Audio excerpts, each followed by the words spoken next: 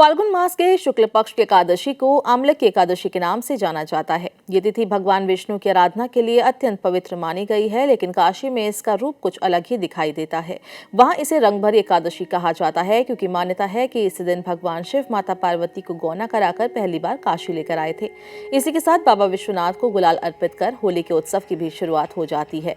इस वर्ष ये पावन व्रत 27 फरवरी यानी शुक्रवार के दिन रखा जाएगा। वैदिक पंचांग के अनुसार एकादशी तिथि की शुरुआत 27 फरवरी को रात 12:33 पर शुरू होगी और इसका समापन उसी दिन रात 10:32 पर होगा। व्रत का पारण 28 फरवरी की सुबह 6:47 से 9:06 के बीच करना शुभ होगा। धार्मिक मान्यता है कि जब भगवान विष्णु सृष्टि की रचना कर रहे थे, उसी समय आंवले के वृक्ष की प्राकट्य हुआ था और इसलिए आंवले की एकादशी के दिन आंवले के पेड़ की पूजा करने से सभी तीर्थों के दर्शन के बराबर फल मिलता है। इस दिन भगवान विष्णु के साथ आंवले के वृक्ष की विधि विधान से पूजा करने का विशेष महत्व बताया गया है। पूजा में आंवले का फल अर्पित करना शुभ माना जाता है। यदि संभव हो तो इस दिन आंवले का पौधा लगाना या उसका दान करना भी शुभ पुण्यदायी माना गया है।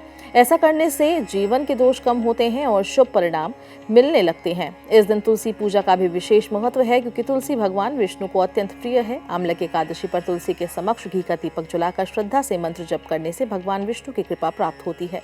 मान्यता है कि सच्चे मन से की गई प्रार्थना साधक की मनोकामनाओं को पूर्ण करती है। घर में सुख समृद्धि का वास होता है।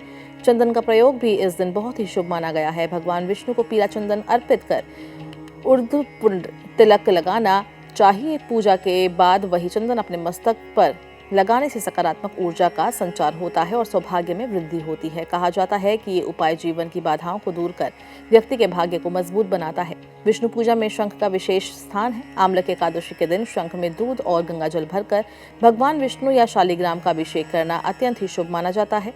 पूजा के समय शंखनाद करने से भगवान घर में वातावरण काफी पवित्र हो जाता है, नकारात्मक ऊर्जा दूर होती है। श्रद्धा और नियम के साथ किया गया ये व्रत व्यक्ति को आध्यात्मिक शांति प्रदान करता है। काशी में इस दिन का उत्साह देखने ही बनता है। बाबा विश्वनाथ को गुलाल अर्पित कर भक्त होली के आगमन का संदेश देते हैं। शिव और विष्णु दोनों की कृपा पाने का ये अवसर दुर्लभ होता है, इसलिए एकादशी को केवल व्रत का तक सीमित न रखकर भक्ति, दान और सेवा के साथ मनाना चाहिए। मान्यता है कि जो व्यक्ति इस दिन सच्चे मन से पूजा करता है, उसके जीवन में सुख, शांति और समृद्धि का आगमन होता है और भगवान की विशेष कृपा बनी रहती है।